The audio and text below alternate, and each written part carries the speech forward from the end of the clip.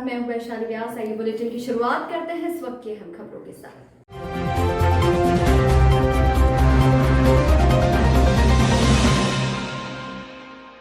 मुख्यमंत्री द्वारा चलाए जा रहे सम्मान अभियान के अंतर्गत चाइल्ड लाइन एवं पुलिस के तत्वावधान में बालिकाओं और महिलाओं की सुरक्षा को लेकर जो अभियान चलाया जा रहा है, उसके तहत आज बालिकाओं और महिलाओं को सुरक्षा की जानकारी दी गई, जिसमें emergency helpline 100 dial 1098 child line के बारे में और नारी सुरक्षा के बारे में जानकारी दी गई।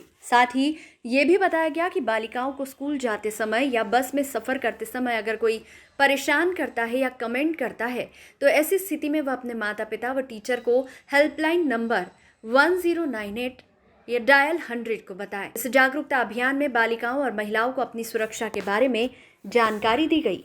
ये माननीय मुख्यमंत्री द्वारा 11/1/21 से जो अभियान शुरू किया है, ये 26/1 तक चलना है। इसके उपलक्ष्य में उत्कृष्ट विद्यालय के जो बच्चे हैं, लड़के और लड़कियां को उनको जागरूक करने के लिए अभियान आज प्रोग्राम रखा गया था, जो उनको समझाया गया है। सर, किस प्रकार की समझाइश यहाँ पर छात्रों को दी गई? ये महिलाओं बच्चों के लिए जो अपराध होते हैं और उनको निराकरण के लिए जो तरीके हैं, जो माननीय महोदय द्वारा भी बनाए गए हैं, और उसको समझाया गया ताकि वो जागरूक हो और सीएम हेल्पलाइन भी कर सकते हैं। माननीय मुख्यमंत्री द्वारा 11 तारीख से महिला सम्मान का शुभारंभ किया गया अभियान है, जिसमें जन जागरूकता द्वारा सभी को जागरूक करना है, इवन असली हीरो बन के दिखाना है समाज जन को, इसलिए ये अभियान चालू है। किस प्रकार का प्रशिक्षण यहाँ पर दिया गया? ये महिला सम्मान संबंधित था, क्योंकि ये किशोरावस्था में हमें शुभंकर गुड्डी जो है वो किशोरावस्था की बताई गई है। उसको संबंधित उससे अपराध जैसे रास्ते चलते छेड़खानी, सीटा कसी करना, ये सब अपराध हैं। ये शायद बच्चों को पता नहीं रहता, छोटे छोटे अपराध की जानकारी के बारे में, जिससे हमने अवगत कराया गया है। ये सब किशोरी बालक बालिकाएं थे जी। अगर देखा जाए तो सोशल मीडिया से इनका जुड़ाव ज़्यादा, और फिर सोशल मीडिया के जरिए ये कई ऐसे रिश्तों में बन रहे हैं जो एक अपराध का कारण बन रहे हैं। उसको लेकर किस तरह से समझाइश दी, या क्या कुछ इनके सुझाव रहे, क्या कुछ इनके सवाल रहे? हाँ, बच्चों के ज़्यादातर फेसबुक अकाउंट रहते हैं, ट्विटर रहते हैं, सोशल मीडिया व्हाट्सएप यूज़ करते हैं। उनको बताया गया कि जिसको आप फिजिकली नहीं जानते, मतलब face to face by face परिचित नहीं है, उनकी फ्रेंड रिक्वेस्ट एक्सेप्ट ना करें किसी भी कंडीशन में। अनफॉर्चुनेटली अपनी वीडियो फोटो किसी से शेयर ना करें, ब्लॉक करके रखें।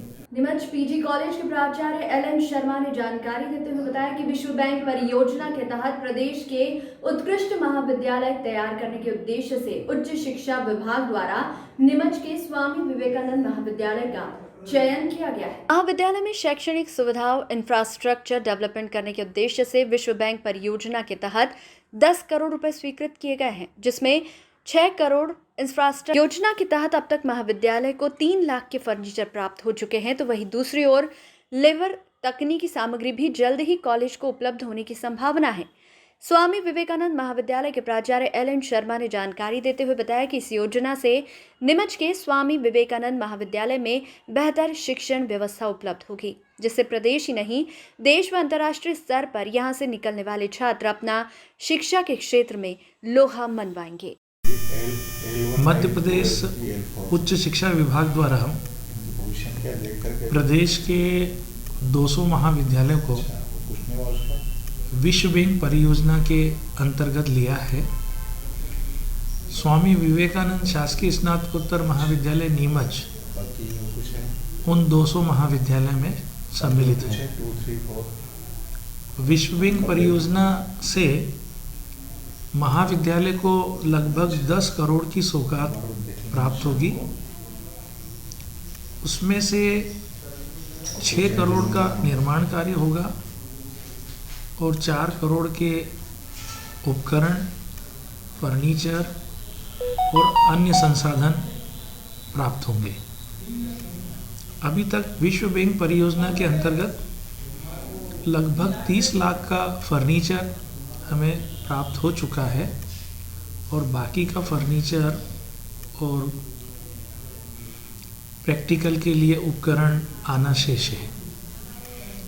तो हम ऐसी आशा करते हैं कि ये जो 10 करोड़ की सौगात मिलेगी, उसके बाद महाविद्यालय पूर्ण संसाधनों से सुसज्जित हो जाएगा और हम गुणवत्तापूर्ण शिक्षा विद्यार्थियों को दे पाएंगे। नीमच जिला मुख्यालय से 12 किलोमीटर की दूरी पर स्थित कमल सरोवर के नाम से विख्यात नगरी जावी में जावी सरवानिया महाराज मार्ग पर 400 वर्ष पुराने ऐतिहासिक श्री गुर्जर खेड़ा धाम मंदिर पर श्री गुर्जर खेड़ा सरकार का जन्मोत्सव हर्षोल्लास के साथ मनाया गया। 14 जनवरी की संध्या में मंदिर को आकर्षक विद्युत साज सज्जा से सजाया गया। 15 जनवरी को प्रातः से ही कार्यक्रम का दौर शुरू हुआ। सर्वप्रथम विधि विधान से ही पंडित घनश्याम शास्त्री पालसोड़ा ने मंत्रोच्चार से विधि विधान के साथ श्री गुर्जर खेड़ा सरकार और नाथों के नाथ अघोरी नाथ और सभी स्थापित देवताओं का पूजन अर्चन करवाया। तत्पश्चात पंडाजी घनश्याम लोहार ने सभी विराजित देवताओं की महाआरती की।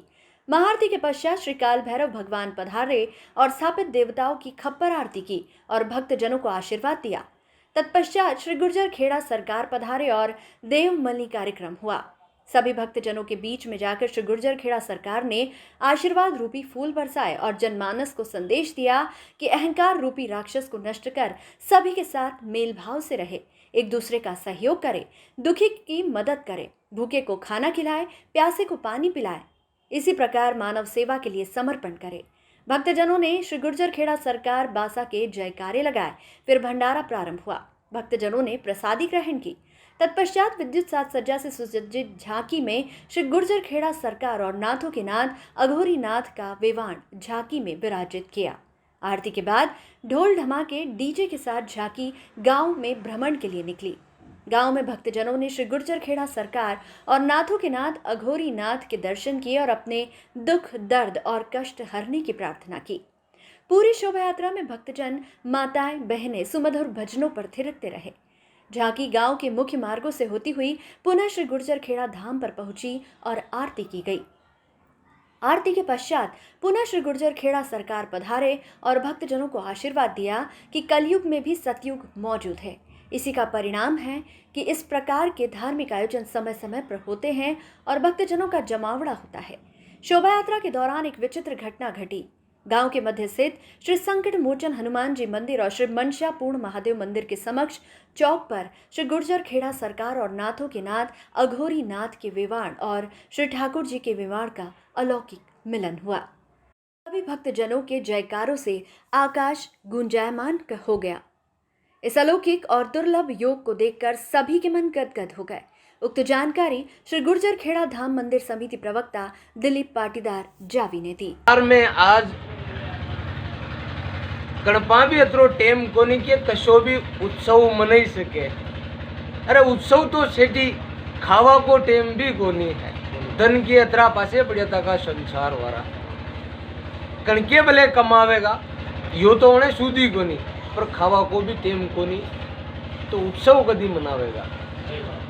तो आज के जना मारो उत्सव मनायो, अत्र सब एकत्रित हुआ, प्रसन्न हुआ, खूब गाजा वाजों नाचा कूद्या, प्रसन्नता थी रहा हो। तो आणि गुजर खेड़ावारा को उत्सव हुआ कि कणकोय उत्सव हुआ। आणि इस प्रकार उनमें सम्मिलित हो, रस लो, आनंद भरो, कहा के जीवन नश्वार है, एक दिन सबने मृत्यु आवेगा और ना कभी कोई लारे कहीं ले सके और ना कोई लारे कहीं लीजे सकेगा। लीजागा लारे तो उस जो कर्म करेगा, वन की गाथा वन की जाया पसे भी जगत गावेगा और वो आनंद जो अनि जीवन में वो भोगेगा वन को रस लारे ली जावेगा। ना तो कड़ियो धन गयो, ना धन जावेगा, ना कुटुंब गयो, ना कबीलो जावेगा, कोई कण के लारे नहीं जावेगा।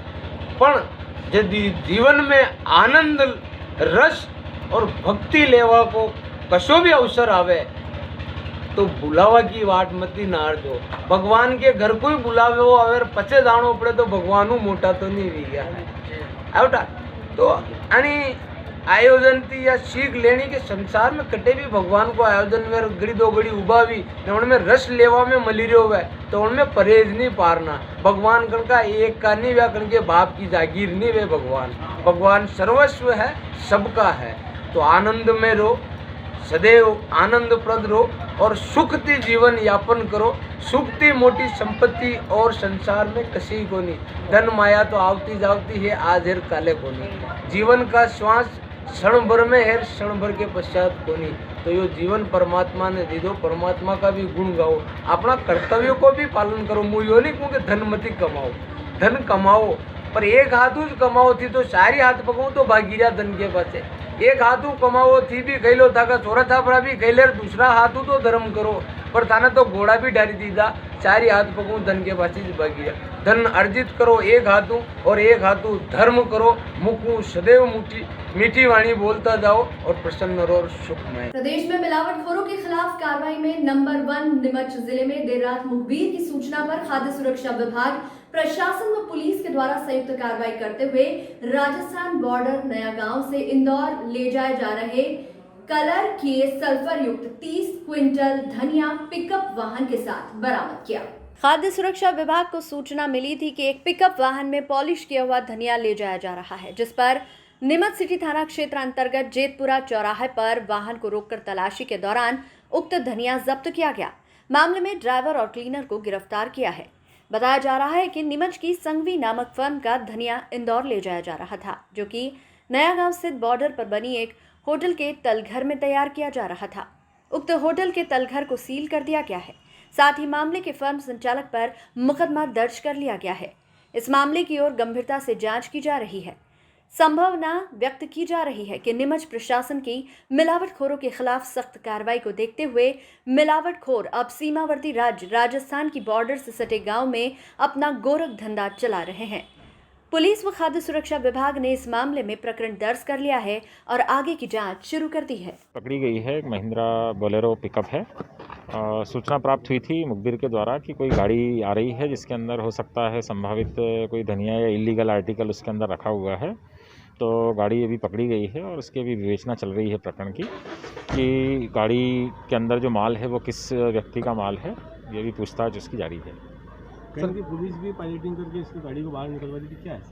नहीं, पुलिस को वायरलेस को मैसेज कर दिया था और पुलिस ने इसमें पूरा सहयोग किया कार्रवाई में, और सभी जगह पे चेक पॉइंट लगा दिए गए थे और पुलिस की सहायता से ही पकड़ी गई। सर क्या लगता है कि इस तरह का जो माल गाड़ी लगाया गया, पॉलिश करा माल लेकर राजस्थान तक से आ रहा था, कि वहाँ फिट हाँ, संभावित लग रहा है कि उसके अंदर कलरिंग की गई है उस धनिये के ऊपर, और अभी पूरी जानकारी निकाली जा रही है कि ये माल कहाँ पे तैयार हुआ है। सर लग रहा है कि नीमच बड़ी कार्रवाई होने के बाद में सारे व्यापार राजस्थान में अपने जो सारे बिल्कुल कि काफ़ी हद तक यहाँ पे जो अभी रासुकाएँ और FIR और काफ़ी बड़ी स्तर पे जो कार्रवाइयाँ की गई हैं मिलावटखोरों के विरुद्ध, और माननीय मुख्यमंत्री जी का भी यही मंशा है कि सारे मिलावटखोरों को जो है वो जड़ से उखाड़ा जाए इन लोगों को। तो इस संदर्भ में हो सकता है कि कुछ लोग यहाँ से राजस्थान भाग गए हों, और अभी पूरी जानकारी निकाली जा रही है कि ये गाड़ी वास्तव में कहाँ से आ रही थी। सर कुछ दिखा बाईपास पे पुलिस के द्वारा जो वायरलेस पे जब मैसेज किया गया था, तो ये हो सकता है उसके अंदर कि क्योंकि अलग अलग थाने से हमने 3 अलग अलग चेक पोस्टों पे अलर्ट किया था, तो जहाँ पे पकड़ा गया था और पुलिस उसको हो सकता है अपने बैक पॉइंट पर लेके जा रही थी, लेकिन पुलिस का बिल्कुल पूरा सहयोग रहा इसमें और उनकी सहयोग से ही पकड़ी गई। इसमें सर ड्राइवर और क्लीनर पकड़ा है, क्या उनसे पूछा तो कुछ बताया उन्होंने? अभी पूछताछ चल रही है उसमें, और कुछ कागजात भी उसमें जब्त हुए हैं, जिससे अभी फर्म वगैरह की जानकारी भी निकाली जा रही है कि कहाँ से उसने ये माल पैक किया था। सर क्या प्राथमिक सूचना सूचना चल रही है, इसको अभी थोड़ा गोपनीय रखा गया है और अभी पूरी जांच चल रही है उसकी। कल मुखबिर की सूचना पर जो है एक महिंद्रा पिकअप के अंदर करीबन कलर चढ़ा हुआ धनिया नया गांव बॉर्डर से आता हुआ की सूचना प्राप्त हुई थी, जिसके लिए पुलिस अधीक्षक महोदय, कलेक्टर महोदय को सूचना दी गई और चेक पॉइंट तैयार किए गए इस गाड़ी को रोकने के लिए। और मैं खुद भी स्वयं जो है जेतपुरा फट्टे पर मौजूद था, और जैसे ही सूचना हमें प्राप्त हुई और गाड़ी के ऊपर पीली तिरपाल लगा होना बताया गया था, और गाड़ी को हम लोगों ने रास्ते में पकड़ा, और उसके बाद में जब इसकी जाँच की गई तो इसके अंदर कलर युक्त हरा धनिया पाया गया। मैजिक बॉक्स की सहायता से हमने जब इसको चेक किया तो इसके अंदर कलर अलग हो गया और धनिया अलग हो गया, और भारी मात्रा में इसके अंदर कलर जो है निकला है, और इसकी पूरी जांच की गई। और गाड़ी के अंदर जो है बिल्टी देखी गई तो संघवी ट्रेडर्स नामक फर्म द्वारा जो है ये माल इंदौर की 4 फर्मों को बेचा जा रहा था। 30 कुंटल माल लगभग अनुमानित जो है 1,60,000 रुपये का मूल्य का, और इसमें ड्राइवर जो है वो राजू उर्फ तुलसी राम नाम उसका बताया गया है। इसके द्वारा अधिक मूल्य लेकर दुगने मूल्यों पर ये डिलीवरी इस तरीके की जा रही थी, और और 2 लोग और इसमें नाम बताए गए हैं अमित संघवी के द्वारा, एक सुनील खंडेलवाल और सुनील टोपी और एक साथ में कमलेश, और इनके द्वारा नया गांव बॉर्डर के आसपास कहीं पर किसी होटल के तलघर में जो है इस तरीके का नेक्सस ऑपरेट किया जा रहा है। और रात को ही जब इसकी पुष्टि हो जाने के कारण कि इसके अंदर कलर युक्त है, तो इसके बाद में यहाँ पे आवेदन देके इनके विरुद्ध FIR दर्ज कराई गई है। और आज नमूने की समस्त कार्रवाई जो है पुलिस जब पूरा माल वहाँ से जब्त कर लेगी और यहाँ पे नीमच में इसके विरुद्ध कार्रवाई की जाएगी। नीमच शहर के इंदिरा नगर विस्तार क्षेत्र डाक बंगले के पीछे स्थित विस्तारेश्वर महादेव मंदिर परिसर में क्षेत्रवासियों द्वारा 7 दिवसीय संगीतमय भागवत कथा का आयोजन किया जा रहा है। 16 जनवरी से ये भागवत कथा शुरू होगी, जो कि 12 जनवरी तक चलेगी। शुभारंभ अवसर पर आज कॉलोनी में भागवत कथा का चल समारोह निकाला गया, और जिसमें ढोल ढमाकों की थाप पर महिलाएं नृत्य करते हुए भागवत जी के साथ पूरे क्षेत्र में घूमती हुई पुनः सभा स्थल पर पहुंची।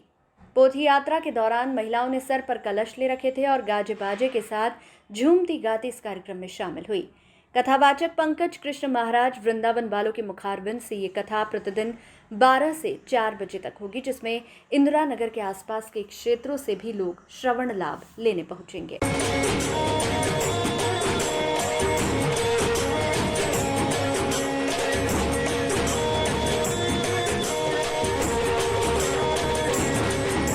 कोरोना वैक्सीनेशन प्रोग्राम की आज देश के साथ नीमच में भी शुरुआत हुई। नीमच के महिला बस्ती गृह स्थित टीकाकरण सेंटर पर एक भव्य समारोह आयोजित करके मध्य प्रदेश सरकार के सूक्ष्म लघु उद्योग मंत्री ओम प्रकाश सकलेचा ने इसकी शुरुआत की। इस अवसर पर नीमच विधायक दिलीप सिंह परिहार, मनासा विधायक अनिरुद्ध माधव मारू, जिला पंचायत अध्यक्ष अवंतिका जाट, नीमच जिला कलेक्टर जितेंद्र सिंह राजे, SP सूरज कुमार वर्मा, CO जिला पंचायत आशीष सांगवान सहित जिले के आला अधिकारी व गणमान्य नागरिक मौजूद रहे। कार्यक्रम में कैबिनेट मंत्री ओम प्रकाश सकलेचा ने संबोधित करते हुए कोरोना वैक्सीन की गुणवत्ता पर सवाल खड़े करने वाले विपक्ष पर कटाक्ष किया। नीमच विधायक दिलीप सिंह परिहार ने भी वैक्सीन को सबके लिए सुरक्षित बताया। मनासा विधायक अनिरुद्ध माधव मारू ने जनता को किसी भी भ्रम में न आने की बात कही। साथ ही प्रधानमंत्री नरेंद्र मोदी और मध्य प्रदेश के मुख्यमंत्री शिवराज सिंह चौहान द्वारा स्वास्थ्य के क्षेत्र में विशेष रूप से कोरोना को लेकर किए जा रहे प्रयासों का उल्लेख करते हुए उनकी सराहना की और टीकाकरण कार्य के लिए अभिनंदन किया। कार्यक्रम में बीजेपी जिला अध्यक्ष पवन पाटीदार, पूर्व जिला अध्यक्ष हेमंत हरित, नीमच जिले के मुख्य चिकित्सा एवं स्वास्थ्य अधिकारी Mahesh Malviya, civil surgeon BL Rawat, जिले के अन्य आला अधिकारी, वैक्सीनेशन कार्य में कार्यरत कर्मचारी व टीका लगवाने वाले लोग भी मौजूद रहे। मुख्यमंत्री जी एवं प्रधानमंत्री जी के मार्गदर्शन में आज भारत का पहला टीकाकरण अभियान सभी जिलों में पूरे देश में एक साथ लगाया गया। इसकी शुरुआत जिन लोगों ने सबसे ज़्यादा अपनी जान की परवाह ना करते हुए पिछले 8 महीने सेवा दी, उन सब की सेवाओं का प्रतिफल के स्वरूप माननीय प्रधानमंत्री जी एवं मुख्यमंत्री जी के निर्देशानुसार सबसे पहले बैच में केवल उन्हीं को टीका लगाया जाएगा। चाहे कोई भी कितना ही बड़ा अधिकारी हो, नेता हो, उन सब के बजाय जिनने सेवा दी उसकी चिंता करने का हिम्मत, दूरदृष्टि, सोच केवल नरेंद्र मोदी एवं शिवराज जी जैसे व्यक्तित्व में ही यह भाव है। इसलिए मैं उन सब दोनों का बहुत बहुत अभिनंदन करना चाहूँगा क्षेत्र की तरफ से, पूरे क्षेत्र की तरफ से, कि उन्होंने ये सोचा। मैं एक बात और कहना चाहूँगा, पूरी दुनिया आज भी सबसे ज़्यादा इस बीमारी से पीड़ित है। अमेरिका हो या UK हो, वहाँ तीसरे रेंज का जो आया है जिसमें सबसे ज़्यादा मौतें हो रही है। भारत सबसे कम कैजुअलिटी में इन देशों के मुकाबले अपने आप को रख पाया है। इस बात की भी बहुत बहुत शुभकामनाएं देना चाहता हूँ।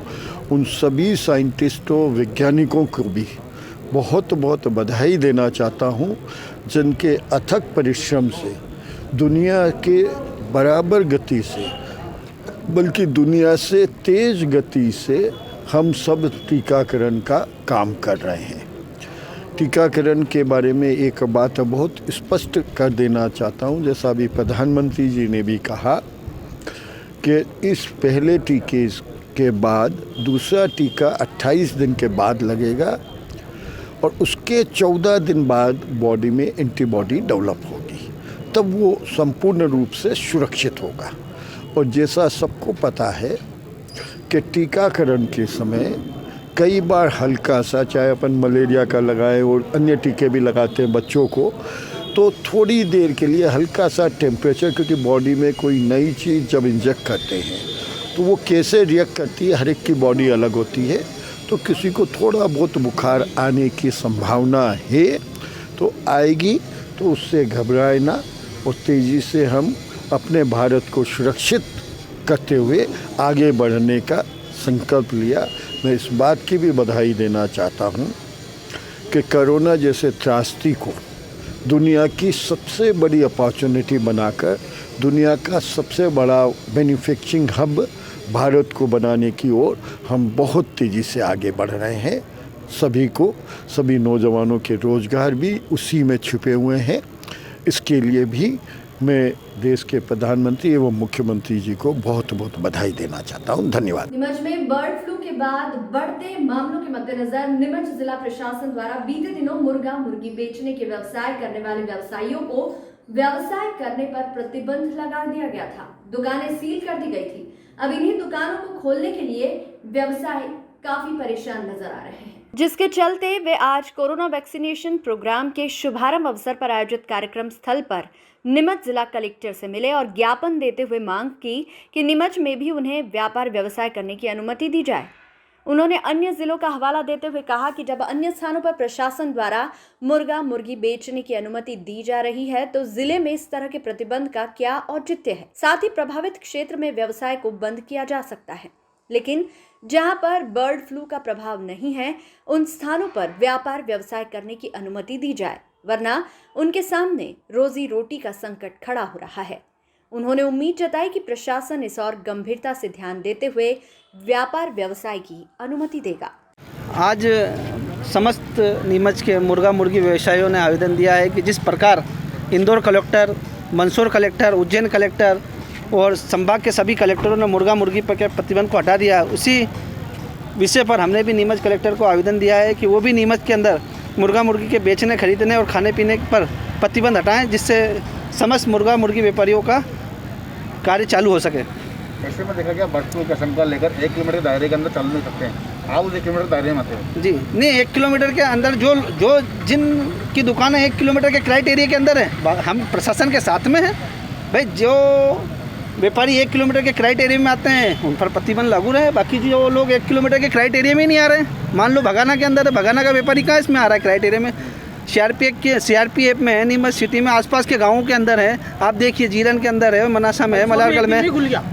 इस प्रकार समस्त आसपास के जो गाँवों में उनको तो खोलने की परमिशन दी जाए। मानते हैं कि प्रशासन अपने नियम और कानून के तहत काम कर रहा है, 1 किलोमीटर के क्राइटेरिया का हम पालन कर रहे हैं, लेकिन हमारा ये निवेदन है कि जो लोग 1 किलोमीटर के क्राइटेरिया में नहीं आ रहे हैं उनको तो खोलने की परमिशन दी जाए। और इस व्यवसाय से मेरा मानना है कि कम पढ़े लिखे लोग जुड़े हैं। कम पढ़े लिखे लोग जुड़ने की वजह से ना तो इन्हें बोलना आता है, ना ये प्रशासन के पास जा सकते हैं, ना कहीं मीडिया के पास जा सकते हैं। लेकिन आप लोग, आपके माध्यम से ये बात मीडिया तक भी पहुंच जाए, प्रशासन तक भी पहुंच जाए कि इनके व्यापार व्यवसाय पर कोई धक्का ना लगे। जनपद पंचायत के अध्यक्ष जगदीश गुर्जर का इन दिनों सोशल मीडिया में एक वीडियो वायरल हो रहा है, जिसमें वे एक निजी चिकित्सालय के स्टाफ व डॉक्टर्स के साथ गाली गलौज करते हुए दिखाई दे रहे हैं। वीडियो 11 जनवरी का बताया जा रहा है, जिसमें जगदीश गुर्जर को सीने में दर्द होने के बाद चिकित्सालय में उनके साथ ही लेकर आए थे और जब घंटों इंतजार के बाद डॉक्टर नहीं आए तो जगदीश गुर्जर अपना आपा खो बैठे और गाली गलौज करने लगे। इस दौरान पुलिस को सूचना दी गई। मौके पर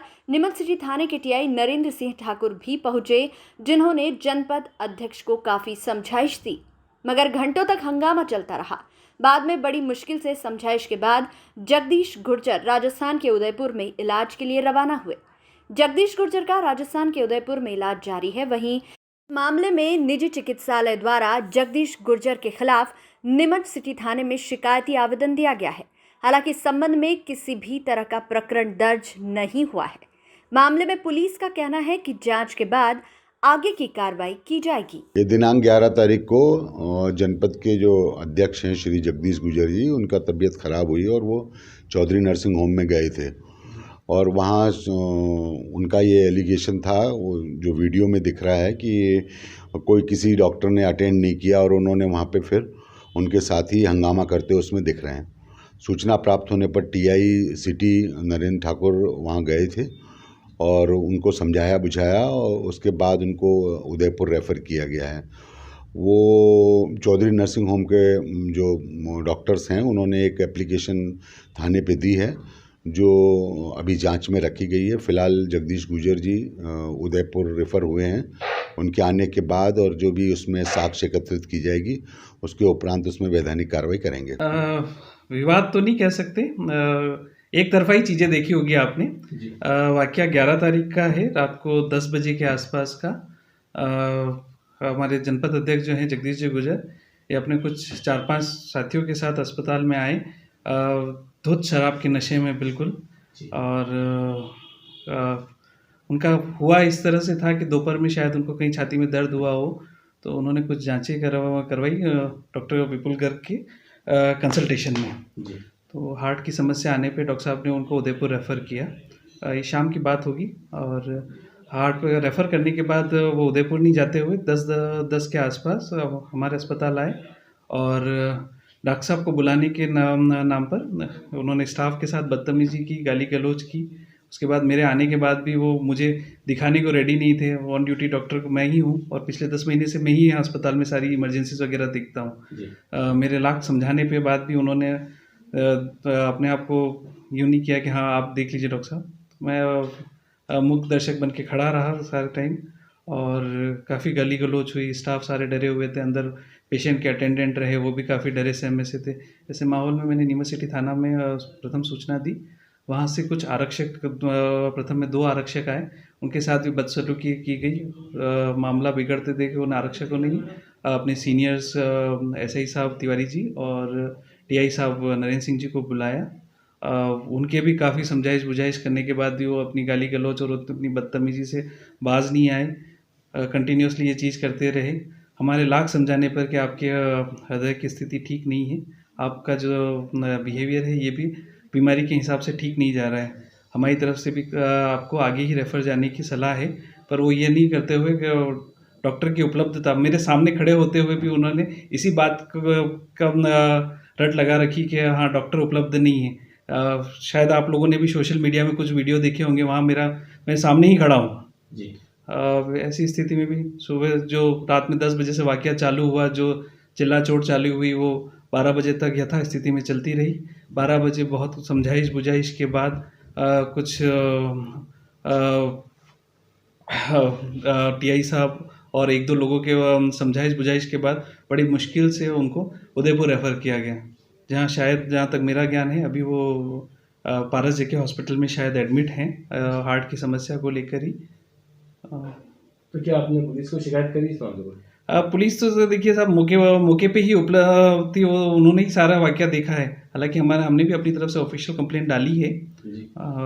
तो पुलिस जो भी होगी अपने हिसाब से जो भी एक्शन लेना वो ले। क्या होगा? हमारी बात सुनो।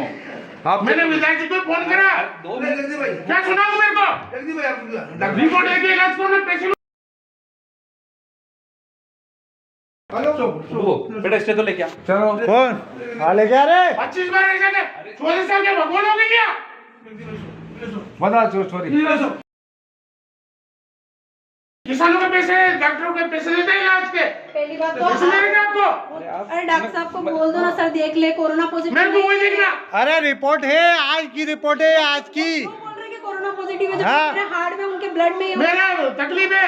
मैं तुम्हारी डॉक्टर की 12 बजे दूंगा। सर 2 मिनट सर आके देख लेंगे तो क्या तकलीफ हो जाएगी? क्या प्रॉब्लम है आपको? नहीं समझ रहा। बोलो आपको तकलीफ हो जाएगी, क्यों नहीं समझते हो? दादा वो दादा डॉक्टर साहब तरीका सीख लो। सब रिपोर्ट अपनी कंप्लीट है, रिपोर्ट अपनी कंप्लीट है, ये रिपोर्ट अपनी कंप्लीट है। बुलाओ पुलिस को, बुलाओ। इसमें नेगेटिव आया दादा, बताओ तो उसकी बताओ। नहीं ये बोल रहे ना कोरोना पॉजिटिव कहाँ से हो गया? कोरोना चेक करो है ना, बताओ चेकअप करो इनका। भेज करो दीदी। काका का अंदर चलो, बोल नहीं सकते हो तो अंदर चले जाओ चुपचाप, चुपचाप अंदर चले जाओ, पैसे दो मजे करो, पैसे दो। हाँ कौन? हम नीमच से है, लोकल यहीं से। अरे भैया कौन? हाँ बोलो। हाँ मैं कर रहा हूँ। मैं इनका भाई हूँ। हाँ हम भाई है इनके, सब हम इनके भाई है। कौन? कौन? हाँ बात सुन रहे, सबकी सुन रहे।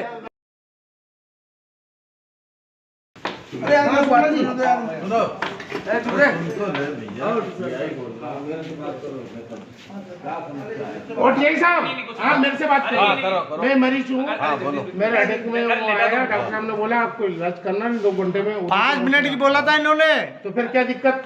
अरे क्या कोई प्रॉब्लम है? अब डॉक्टर साहब नहीं आ रहे, चौधरी साहब चेक कराए, डॉक्टर चेक करे मुझे। हाँ तो करा देते। कहाँ है चेक? कंपाउंडर नहीं है, डॉक्टर कहाँ से करेगा? अरे डॉक्टर आप कराओगे क्या सर? डॉक्टर साहब करेंगे ना। कहाँ डॉक्टर कहाँ है? डॉक्टर साहब कहाँ है? अभी आए डॉक्टर साहब। अरे नहीं 1 घंटा हो गया उन्हें। आप उनका निवेदन करते, पुलिस का सम्मान करते, आप ज्ञान बांटने बताओ हमको। चेक करा देते ना भाई। हाँ तो तुम कराओगे क्या? डॉक्टर साहब करेंगे ना भाई। डॉक्टर तुम्हें क्या दिक्कत है? तुम्हें क्या दिक्कत है? पुलिस के लिए आप पुलिस डॉक्टर के लिए भैया डॉक्टर साहब मेरे को हकीकत में धर्म से मैं गर्ग साहब को दिखाने गया, उनने बोला क्या डॉक्टर साहब आप इंजेक्शन लगाओ 35,000 का। नीमच में पहला टीका जिला चिकित्सालय के वार्ड बॉय पंकज कुमावत को लगाया गया। इस मौके पर प्रदेश के सूक्ष्म लघु मध्यम उद्यम मंत्री श्री ओम प्रकाश सकलेचा, नीमच विधायक श्री दिलीप सिंह परिहार, मनासा विधायक श्री अनिरुद्ध मारू, जिला पंचायत अध्यक्ष श्रीमती अवंतिका जाट, पवन पाटीदार, कलेक्टर श्री जितेंद्र सिंह राजे, पुलिस अधीक्षक श्री सूरज कुमार वर्मा भी उपस्थित थे। मंत्री श्री सकलेचा व जनप्रतिनिधियों ने लाभार्थियों को पुष्प गुच्छ भेंट कर स्वागत किया और टीकाकरण पर उन्हें बधाई दी। इस बुलेटिन में फिलहाल इतना ही। लगातार न्यूज अपडेट्स के लिए देखते रहिए SBCN न्यूज। नमस्कार।